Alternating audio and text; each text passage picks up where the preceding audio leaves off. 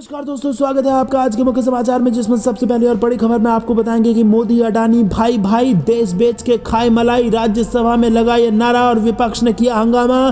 दूसरी खबर में जिक्र होगा कि अगले आम चुनाव में बीजेपी को घेरने के लिए बड़ा हथियार साबित होगा अडानी विवाद, विपक्ष ने बनाई है ये रणनीति। तीसरी खबर में आपको बताएंगे कि केंद्र सरकार के लिए 2 दिन में 2 बुरी खबर, महंगाई का तांडव, क्या है दोनों बुरी खबर आपको बताएंगे। चौथी खबर में जिक्र होगा कि अखिलेश यादव का बयान, बोले जनता को लूटने की तरकीब खोजने में भाजपा ने 6 साल लगा दिए। और पांचवी खबर में जिक्र होगा पीएम मोदी के नेहरू सरनेम वाले बयान पर राहुल गांधी ने किया पलटवार। दोस्तों क्या है सारी खबर की डिटेल में आपको ले जाएंगे, लेकिन उससे पहले अगर आपको भी राहुल गांधी पर और पूरे विपक्ष पर भरोसा है तो वीडियो को लाइक, चैनल को सब्सक्राइब और बेल आइकन दबाकर कमेंट में लिखिए जय हिंद। दोस्तों रुक करते हैं सबसे पहले और बड़ी खबर की तरफ। मोदी अडानी भाई भाई देश बेच के खाए मलाई, राज्यसभा में विपक्ष का हंगामा। जी हाँ दोस्तों, राज्यसभा में सोमवार के दिन ही कार्रवाई की शुरुआत हंगामेदार रही। विपक्ष ने रजनी पाटिल का सस्पेंशन वापस लेने की मांग को लेकर हंगामा किया और सस्पेंशन वापस लेने की मांग को लेकर नारेबाजी करते हुए विपक्ष के सदस्य वेल में आ गए। और इसी बीच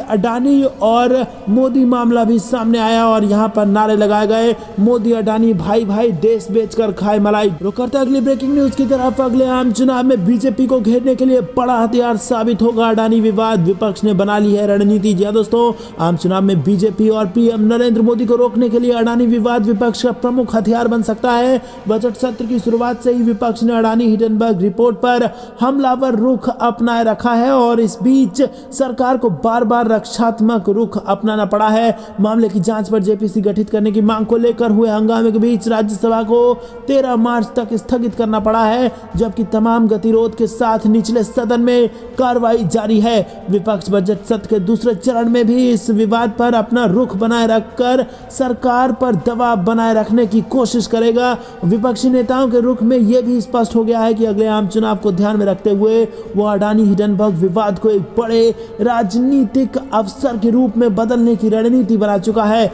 दोस्तों रुक करते हैं अगली ब्रेकिंग न्यूज की तरफ, जिसमें आपको बता दें कि केंद्र सरकार के लिए 2 दिन में 2 बुरी खबर, जनवरी में महंगाई का तांडव। जी हाँ दोस्तों, महंगाई के मोर्चे पर सरकार को साल 2023 में पहला तगड़ा झटका लगा है। दिसंबर महीने में खुदरा महंगाई दर गिरकर 6% से नीचे पहुंच गई थी, जिससे अनुमान लगाया जा रहा था कि आने वाले दिनों में महंगाई से और राहत मिल सकती है। लेकिन जनवरी में अचानक महंगाई दर में जोरदार तेजी दर्ज की गई और खुदरा महंगाई दर एक बार फिर 6% के पार निकल गई है। दिसंबर 2022 में आई गिरावट के बाद जनवरी 2023 में खुदरा महंगाई दर ने छलांग लगाई है। जनवरी में खुदरा महंगाई दर 6.52% रही, जबकि दिसंबर 2022 में ये 5.72% रही थी। इससे पहले देश के औद्योगिक उत्पादन के आंकड़े में भी गिरावट दर्ज की गई है।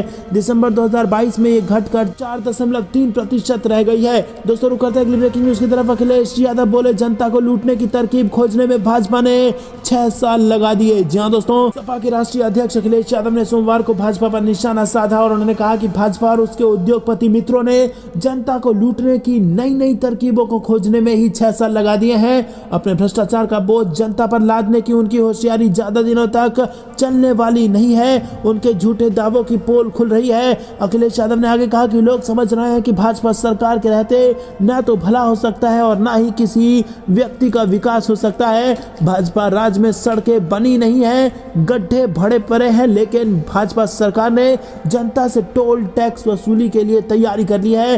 पूरे उत्तर प्रदेश में सड़कों का बुरा हाल है। दोस्तों रुक करते हैं अगली ब्रेकिंग न्यूज की तरफ। पीएम मोदी के नेहरू सरनेम वाले बयान पर राहुल गांधी का पलटवार। जी हां दोस्तों, आपको बता दें कि कांग्रेस सांसद राहुल गांधी ने सोमवार को केरल के वायनाड में एक जनसभा को संबोधित करते हुए पीएम मोदी पर जमकर हमला बोला और राहुल गांधी ने अडानी के मुद्दे पर पीएम मोदी को घेरते हुए कहा कि शेल कंपनी में अडानी का पैसा है। हमने प्रधानमंत्री जी से सवाल पूछा, पीएम ने जवाब नहीं दिया। अडानी के लिए नियम बदल दिए गए और संसद में हमने कुछ सवाल उठाए थे। संसद के बजट सत्र में राहुल गांधी ने पीएम पर जमकर हमला बोला था और उस स्पीच के बाद असंसदीय टिप्पणी के लिए राहुल गांधी को लोकसभा की ओर से नोटिस भी दिया गया है। उन्होंने अब उस नोटिस पर प्रतिक्रिया देते हुए कहा कि संसद में मेरे भाषण के कुछ अंश को हटा दिया गया है। मैंने किसी का अपमान नहीं किया। मैंने जो कहा उसके संबंध में मुझे सबूत दिखाने के लिए कहा गया था और मैंने लोकसभा अध्यक्ष को एक पत्र लिखा है जिसमें उन्होंने सबूत के साथ हर बिंदु को हटा दिया है। दोस्तों रुक करते हैं अगली ब्रेकिंग न्यूज की तरफ। 5 दिनों तक होगी बारिश, आंधी तूफान की भी चेतावनी। मौसम का ताजा हाल। जहाँ दोस्तों ठंड का मौसम धीरे धीरे खत्म होता जा रहा है। कई राज्यों में अधिकतम तापमान बढ़ चुका है और मौसम विभाग ने बताया कि आने वाले 5 दिनों तक ज्यादातर राज्यों में मौसम में बड़ा बदलाव नहीं आएगा। वहीं पहाड़ी राज्यों में अभी भी बारिश जारी रहेगी। इसके अलावा अरुणाचल प्रदेश में भी 5 दिनों तक बारिश का अलर्ट जारी किया गया है। वहीं पिछले 24 घंटे में मौसम की बात करें तो जम्मू कश्मीर, लद्दाख, गिलगित बाल्टिस्तान, लद्दाख, हिमाचल प्रदेश में हल्की बारिश और बर्फबारी दर्ज की गई और हिमाचल प्रदेश और उत्तराखंड में आंधी तूफान ने भी लोगों की मुश्किलें बढ़ा दी हैं। आने वाले दिनों के मौसम की बात करें तो एक नया वेस्टर्न डिस्टर्बेंस 14 फरवरी से दस्तक देने वाला है, जिसकी वजह से मौसम में बड़ा बदलाव आएगा। 15-16 फरवरी को कश्मीर, लद्दाख, गिलगित बाल्टिस्तान और मुजफ्फराबाद में हल्की बारिश व बर्फबारी होगी। रुक करते हैं ब्रेकिंग न्यूज की तरफ। अडानी पर मैंने जो कुछ बोला कुछ गलत नहीं बोला, गूगल कर लो। लोकसभा में नोटिस मिलने के बाद बोले राहुल गांधी। जी हाँ दोस्तों, लोकसभा में उद्योगपति गौतम अडानी को लेकर राहुल गांधी ने जब से प्रधानमंत्री नरेंद्र मोदी पर निशाना साधा है, जमकर विवाद देखने को मिला है। उस भाषण के बाद संसदीय टिप्पणी के लिए राहुल गांधी को लोकसभा द्वारा नोटिस भी दिया जा चुका है और अब उस नोटिस पर राहुल गांधी ने अपनी प्रतिक्रिया दी है। उनकी तरफ से जोर देकर कहा गया है कि उन्होंने संसद में कुछ भी गलत नहीं बोला है, लोग चाहें तो गूगल भी कर सकते हैं। राहुल गांधी कहते हैं कि कुछ दिन पहले मैंने सदन में पीएम मोदी और अडानी के रिश्ते पर एक स्पीच दी थी। काफी शांति और तहजीब से मैंने अपनी बात रखी थी, कोई खराब भाषा का इस्तेमाल नहीं किया था। मेरी तरफ से सिर्फ कुछ तथ्य सामने रखे गए थे। मैंने बताया था कि कैसे अडानी पीएम के साथ विदेश दौरे पर जाते थे और फिर उन्हें बड़े कॉन्ट्रैक्ट मिल जाते थे, किस तरह से 30% एयरपोर्ट ट्रैफिक अडानी द्वारा कंट्रोल किया जा रहा है। राहुल गांधी ने दावा किया है कि उनकी पूरी स्पीच को एडिट कर दिया गया था और उन्होंने इस बात पर जोर दिया कि अभी तो ऐसा लगने लगा है कि अडानी और अंबानी की बात करना ही पीएम का अपमान है। दोस्तों रुक करते हैं अगली ब्रेकिंग न्यूज की तरफ। चाचा शिवपाल और अखिलेश के साथ राम गोपाल यादव ने भी संभाला मोर्चा। बीजेपी के लिए बनी अब नई चुनौती। जी हाँ दोस्तों, समाजवादी पार्टी ने यूपी के लोकसभा चुनाव की तैयारियां तेज कर दी हैं और बीते कुछ दिनों में शिवपाल सिंह यादव और अखिलेश यादव राज्य के अलग अलग जिलों में कार्यकर्ताओं के बीच नजर आ रहे हैं और इसी बीच अब राष्ट्रीय प्रमुख महासचिव राम गोपाल यादव ने भी मोर्चा संभाल लिया है। दरअसल राम गोपाल यादव रविवार को प्रयागराज पहुंचे और उन्होंने कार्यकर्ताओं के साथ बैठक की और लोकसभा चुनाव की तैयारियों को लेकर कुछ खास निर्देश दिए और पार्टी कार्यकर्ताओं को संदेश दिया है कि अगर पूरे मेहनत से वो अभी से लोकसभा चुनाव की तैयारियों में जुट जाते हैं तो यूपी में इस बार सपा इतिहास रच सकती है। अगर यूपी में बीजेपी को हरा दिया गया तो देश में बीजेपी की सरकार को बदला जा सकता है और इस दौरान उन्होंने पार्टी कार्यकर्ताओं को नसीहत भी दी है। दोस्तों रुक करते हैं ब्रेकिंग न्यूज की तरफ। जम्मू कश्मीर अतिक्रमण विरोधी अभियान। प्रियंका गांधी का केंद्र पर हमला, अधिकारों की मांग कर रहे लोगों पर हो रहा है अत्याचार। जी दोस्तों, प्रियंका गांधी ने जम्मू कश्मीर में चल रहे अतिक्रमण विरोधी अभियान को लेकर सरकार पर निशाना साधा है। प्रियंका गांधी ने कहा है कि शांति और विश्वास के लिए आम लोगों की बात सुनना जरूरी है, न कि बुलडोजर के नीचे उनके अधिकारों को कुचलना। प्रियंका गांधी ने आरोप लगाया कि लद्दाख में अपने संवैधानिक अधिकार की बहाली की मांग कर रहे लोगों के साथ जाति की जा रही है। कांग्रेस महासचिव ने दावा किया कि कश्मीर में आम जनों की सुनवाई किए बिना उनके घरों पर बुलडोजर चलाया जा रहा है। प्रियंका गांधी ने कहा कि देश लोगों से बनता है, शांति व भरोसे के लिए आम लोगों की बात सुननी जरूरी है, न कि उनके अधिकारों को बुलडोजर तले कुचलना। कांग्रेस नेता ने जम्मू कश्मीर में बेदखली अभियान पर मीडिया में कई खबरों के स्क्रीनशॉट भी अपने ट्वीट के साथ संलग्न किया है। दोस्तों रुक करते हैं अगली ब्रेकिंग न्यूज की तरफ। 2024 में भाजपा को होगा बड़ा नुकसान, महंगाई और बेरोजगारी बिगाड़ेंगे, मोदी शाह का गेम सर्वे में हो गया है ये बड़ा खुलासा। जी हाँ दोस्तों, लोकसभा चुनाव 2024 में अब लगभग 400 दिन का वक्त बचा है। लगातार तीसरी बार सत्ता में आने की कोशिश में बीजेपी मिशन में जुट गई है। राहुल गांधी की अगुवाई में कांग्रेस की टीम 5 महीने पर जमीन पर पसीना बहाकर भारत जोड़ो यात्रा पूरी कर तैयारी में है और इस बीच लोकसभा चुनाव का मूड बताने का दावा करने वाला एक सर्वे आ गया है और इस सर्वे ने बीजेपी की टेंशन बढ़ा दी है। जी हाँ दोस्तों, आपको बता दें कि राम मंदिर और अनुच्छेद 370 जैसे मुद्दे फीके पड़ सकते हैं क्योंकि महंगाई की मार जनता झेल रही है और इस महंगाई और बेरोजगारी के आगे राम मंदिर और अनुच्छेद 370 जैसे जैसे मुद्दे फीके पड़ सकते हैं और भाजपा को 2024 में बड़ा नुकसान झेलना पड़ सकता है। जी हाँ दोस्तों, रुक करते हैं अगली ब्रेकिंग न्यूज की तरफ। 1100 रुपए का गैस सिलेंडर महज 500 रुपए में, राहुल गांधी के इस ऐलान से जनता में खुशी। जी हाँ दोस्तों, कांग्रेस नेता राहुल गांधी ने राजस्थान में गरीबों और बेरोजगार लोगों के लिए कई बड़े ऐलान किए हैं और शनिवार को एक फेसबुक पोस्ट पर उन्होंने इस बारे में ऐलान करते हुए कहा कि महंगाई, बेरोजगारी, युवाओं और किसानों की समस्याओं को हमने देखा भी है और समझा भी है, इसीलिए जनता को राहत देने के लिए राजस्थान की कांग्रेस सरकार 1100 रुपए वाला रसोई गैस सिलेंडर सिर्फ 500 रुपए में देगी। उन्होंने कहा कि हर परिवार को 100 यूनिट तक मुफ्त बिजली, चिरंजीवी योजना में 25 लाख रुपए तक का बीमा, 1 लाख युवाओं को नौकरी, किसानों के लिए 2000 यूनिट तक मुफ्त बिजली, महंगाई राहत पैकेज, 12वीं कक्षा तक निःशुल्क शिक्षा, महिलाओं को बस किराए में छूट, कोरोना से अनाथ बच्चों को सरकारी नौकरी और इन सब के अलावा और भी कई अन्य जन कल्याणकारी योजनाएं राजस्थान की जनता को महंगाई, बेरोजगारी जैसी समस्याओं से राहत दिलाएगी। तो दोस्तों, क्या आपको भी ऐसा लगता है कि सिर्फ राहुल गांधी ही इस देश के गरीबों का दर्द समझते हैं? कमेंट में जरूर बताइए और वीडियो लाइक करना मत भूलेगा। रुक करते हैं अगली ब्रेकिंग न्यूज की तरफ। अडानी का जिक्र कर पीएम मोदी पर बरसे खड़गे, कहा जनता के पैसे से दोस्तों को करते हैं फंडिंग। जी हां दोस्तों, आपको बता दें कि कांग्रेस अध्यक्ष मल्लिकार्जुन खड़गे ने प्रधानमंत्री मोदी पर सत्ता में आने के बाद उद्योगपति गौतम अडानी को मदद करने और वास्तविक मुद्दों की बात न करके लोकतंत्र को खत्म करने का आरोप लगाया। झारखंड के साहिबगंज जिले में एक रैली को संबोधित करते हुए खड़गे ने कहा कि 2019 में अडानी की संपत्ति 1 लाख करोड़ रुपए थी, 2.5 साल के भीतर उनकी संपत्ति बढ़कर 13 लाख करोड़ रुपए हो गई है। ये वही गौतम अडानी थे जिनकी फ्लाइट से मोदी शपथ लेने आए थे, और वो कौन सी जादू की झड़ी है जिसने उनकी संपत्ति कई गुना बढ़ा दी? ऐसा इसीलिए हुआ क्योंकि मोदी ने जनता के पैसे से अपने दोस्त को फंडिंग कर दी। कांग्रेस अध्यक्ष ने आगे कहा कि मैं मोदी जी से अनुरोध करूंगा कि देश के गरीबों, किसानों और मजदूरों को ये कला सिखाएं, फिर उनको इतनी मेहनत नहीं करनी पड़ेगी। आपने उन्हें 13 लाख करोड़ रुपए बनाने में मदद की और कम से कम 13 लाख बनाने में लोगों की मदद करें। तो दोस्तों, अपने दोस्तों को 13 लाख करोड़ की फंडिंग की तो गरीबों को भी 13 लाख की मदद पहुंचा। ये बड़ा बयान दिया है मल्लिकार्जुन खड़गे ने और पीएम मोदी को घेरने की कोशिश की है। रुक करते हैं अगली ब्रेकिंग न्यूज की तरफ। मध्य प्रदेश भाजपा में फूट के संकेत, शराब नीति के खिलाफ उमा भारती का हमला जारी, शिवराज सरकार को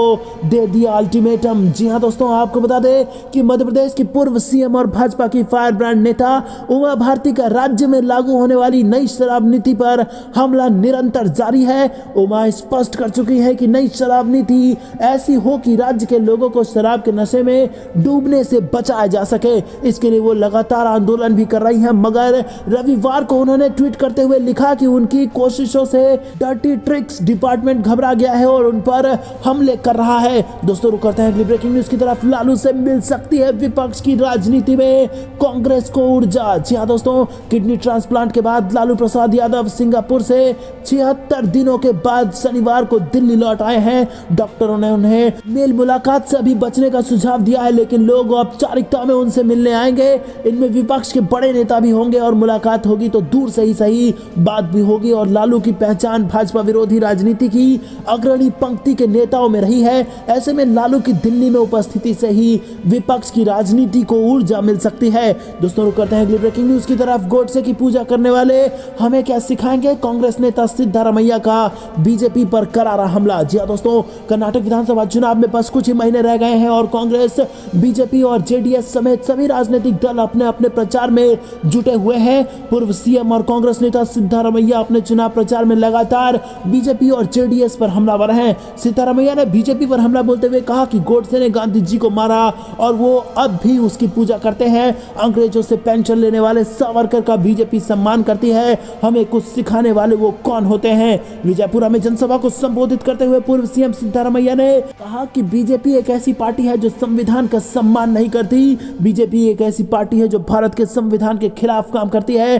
कांग्रेस नेता ने कहा कि जेडीएस कोई सेक्युलर पार्टी नहीं है, दोनों ने मिलकर सरकार बनाई थी। हम टीपू सुल्तान को राष्ट्रप्रेमी मानते हैं, यहाँ तक कि रानी लक्ष्मीबाई, कित्तूर की रानी चेन्नम्मा, संगोली रेयन्ना, ये सब देशभक्त हैं और हम उन सभी का सम्मान करते हैं और उन्हें स्वतंत्रता सेनानी के रूप में देखते हैं। दोस्तों, रुक करते हैं अगली ब्रेकिंग न्यूज की तरफ। दिल्ली, यूपी सहित इन राज्यों में पड़ सकती है ठंड। आईएमडी ने जारी कर दिया है ठंड को लेकर अलर्ट। जी हां दोस्तों, देश में मौसम के दो रंग देखने को मिल रहे हैं। मौसम विभाग के अनुसार 10 साल में पहली बार ऐसा मौका है जब फरवरी की शुरुआत 10 दिनों में दिल्ली का तापमान 29 डिग्री के पार चला गया है। बीते 10 दिनों में फरवरी में दिल्ली का अधिकतम पारा 2 बार 29.7 डिग्री तक पहुंच चुका है और आंकड़ों के अनुसार फरवरी में दिल्ली का औसत तापमान 24.2 डिग्री सेल्सियस रहता है। वहीं जम्मू कश्मीर से लेकर हिमाचल प्रदेश तक भारी बर्फबारी के साथ बारिश हो रही है और देश में मौसम के इस दो रंग को देखकर इसकी चाल का अंदाजा लगाना मुश्किल हो रहा है।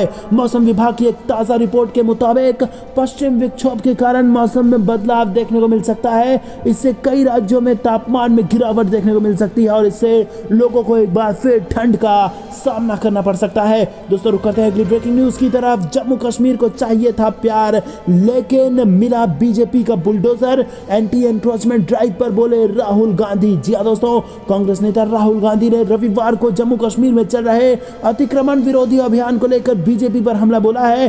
कांग्रेस सांसद ने कहा कि केंद्र शासित प्रदेश रोजगार, बिजनेस और प्यार चाहता था लेकिन इसके बजाय उसे बीजेपी का बुलडोजर मिल गया। कांग्रेस नेशनल कॉन्फ्रेंस और पीडीपी जैसे प्रमुख राजनीतिक दलों ने इस अभियान के खिलाफ आवाज उठाई है और इसे तुरंत रोकने की मांग की है। राजस्व विभाग के आयुक्त सचिव विजय कुमार विधुड़ी ने बीती 7 जनवरी को सभी उपायुक्तों को जम्मू कश्मीर से 100% अतिक्रमण हटाने का निर्देश दिया था, जिसके बाद से अब तक जम्मू और कश्मीर में 10 लाख कनाल से ज्यादा अधिक जमीनों से कब्जा हटाया गया है। दोस्तों रुक करते हैं ब्रेकिंग न्यूज की तरफ। लालू यादव के वापस आने से बिहार में हलचल तेज, तूफान बनेगा बवंडर। जी हां दोस्तों, आपको बता दें कि आरजेडी सुप्रीमो लालू प्रसाद यादव के किडनी ट्रांसप्लांट के बाद सिंगापुर से भारत लौटने पर बिहार में हलचल तेज हो गई है। महागठबंधन में जेडीयू, आरजेडी और अन्य पार्टियों के बीच जारी आपसी खींचतान जारी है और जेडीयू अपनी सहयोगी आरजेडी से सुधाकर सिंह पर कार्रवाई करने का दबाव बना रही है। तो दोस्तों, बिहार की राजनीति किस ओर करवट लेती है, आपको पल पल के अपडेट्स देते रहेंगे, लेकिन वीडियो को लाइक, चैनल को सब्सक्राइब और बेल आइकन दबाकर कमेंट में जय हिंद लिखना मत भूलेगा। दोस्तों रुक करते हैं अगली ब्रेकिंग न्यूज की तरफ। के ट्विटर पोल में पीएम मोदी से आगे निकले राहुल गांधी, बोले अब ट्वीट डिलीट करने का समय आ गया। जी हां दोस्तों, सुदर्शन न्यूज चैनल के संपादक सुरेश चौहान के सोशल मीडिया पर खूब एक्टिव रहते हैं और उनके पोस्ट वायरल भी होते रहते हैं और हाल ही में उनके द्वारा प्रधानमंत्री पद के लिए ट्विटर पोल किया गया और इसमें लोगों ने प्रधानमंत्री मोदी से ज्यादा कांग्रेस नेता राहुल गांधी को पसंद किया। पोल के रिजल्ट पर सोशल मीडिया यूजर्स चुटकी लेते हुए कह रहे हैं कि जल्द ही यह पोस्ट डिलीट भी कर दिया जाएगा। सुरेश चौहान ने अपने आधिकारिक ट्विटर हैंडल से सवाल किया था कि प्रधानमंत्री के रूप में 2024 के लिए आपकी पसंद कौन है। उनके ऑप्शन में थे पीएम नरेंद्र मोदी, कांग्रेस नेता राहुल गांधी, बिहार के मुख्यमंत्री नीतीश कुमार, पश्चिम बंगाल की मुख्यमंत्री ममता बनर्जी, दिल्ली के मुख्यमंत्री अरविंद केजरीवाल और केसीआर। इसके साथ उन्होंने कोई भी चलेगा जैसा ऑप्शन भी रखा था और इसमें आपको बता दें कि नरेंद्र मोदी को 44% तो राहुल गांधी को 51% लोगों ने अपना प्रधानमंत्री स्वीकार किया और कहा कि अगले साल जो चुनाव होंगे उसमें प्रधानमंत्री बनेंगे राहुल गांधी। दोस्तों आपको क्या कुछ लगता है कमेंट में जरूर लिखिए, लेकिन वीडियो को लाइक करना मत भूलिएगा। रुक करते हैं अगली ब्रेकिंग न्यूज की तरफ। बीजेपी के लिए बुरी खबर, बिहार में चलेगा यूपीए का मैजिक। 2024 में 19 से 25 गुना ज्यादा सीटें जीत रही है यूपीए, सर्वे में हो गया इसका खुलासा। जी हां दोस्तों, लोकसभा चुनाव 2024 के लिए अब 1 साल से बस कुछ ही ज्यादा समय बचा हुआ है। चुनाव को लेकर सभी दल मिशन मोड में आ चुके हैं और इस बीच एक सर्वे कराया गया है जिसने बीजेपी की टेंशन बढ़ा दी है। सर्वे के मुताबिक बिहार में बीजेपी को तगड़ा नुकसान होने जा रहा है। 2024 के लोकसभा चुनाव में बिहार में कांग्रेस के नेतृत्व वाली यूपीए का जादू चलता दिखाई दे रहा है और सर्वे के मुताबिक बिहार में 2019 के मुकाबले 2024 में यूपीए की सीटें 25 गुना ज्यादा बढ़ने का अनुमान लगाया गया है। सी वोटर और इंडिया टुडे ने लोकसभा चुनाव को लेकर हाल ही में एक सर्वे किया और देश की जनता मूड बताने का दावा करने वाले इस सर्वे में कांग्रेस के नेतृत्व वाले यूपीए की सीटें कई राज्यों में बढ़ती दिखाई दे रही है और उन राज्यों में बिहार भी शामिल है। जी हां दोस्तों, सर्वे में लोकसभा चुनाव को लेकर लोगों से सवाल किया गया। इसके मुताबिक बिहार में यूपीए को 25 सीटें मिल रही हैं। लोकसभा सीटों के हिसाब से यह महत्वपूर्ण राज्य बिहार में पिछले चुनाव में यूपीए का सुपड़ा साफ हो गया था और बिहार में लोकसभा की 40 सीट है, लेकिन 2019 के चुनाव में बीजेपी के नेतृत्व वाले एनडीए की झोली में 39 सीटें गिरी थी, जबकि कांग्रेस के नेतृत्व वाले यूपीए को सिर्फ 1 सीट मिली थी। लेकिन आपको बता दें कि 25 सीटें जीते जा रही है यूपीए बिहार के लोकसभा में। जी हां दोस्तों, रुक करते हैं ब्रेकिंग न्यूज की तरफ। राहुल से उत्साहित हरियाणा कांग्रेस को 2024 में दोहरी जीत की है उम्मीद। जी हां दोस्तों, कांग्रेस नेता राहुल गांधी की भारत जोड़ो यात्रा के 2 चरणों ने भाजपा, जननायक जनता पार्टी सहित हरियाणा में कांग्रेस के कार्यकर्ताओं को उत्साहित किया है। अतीत में इसे आंतरिक कलह का सामना करना पड़ रहा था और अब 2024 में 2 चुनावी जीत की उम्मीद है। जी हां दोस्तों, राज्य के प्रमुख राजनीतिक चेहरे और 2 बार के मुख्यमंत्री भूपेंद्र हुड्डा ने दावा किया है कि यात्रा को किसानों, मजदूरों, व्यापारियों, महिलाओं और पूर्व सैनिकों सहित जनता से भारी समर्थन मिला। राजनीतिक पर्यवेक्षकों का कहना है कि यात्रा ने हुड्डा और उनके कट्टर प्रतिद्वंदी कुमारी सैलजा और रणदीप सिंह सुरजेवाला जैसे वरिष्ठ नेताओं को एक मंच पर ला दिया और ये संकेत देते हुए वो अक्टूबर 2024 में होने वाले विधानसभा चुनाव को एकजुट होकर लड़ेंगे। तो दोस्तों, 2024 का विधानसभा चुनाव और लोकसभा चुनाव दोनों में ही यहां पर कांग्रेस को जीत की उम्मीद है। दोहरी जीत 2024 में राहुल गांधी के नेतृत्व में हरियाणा में दर्ज करने जा रही है कांग्रेस।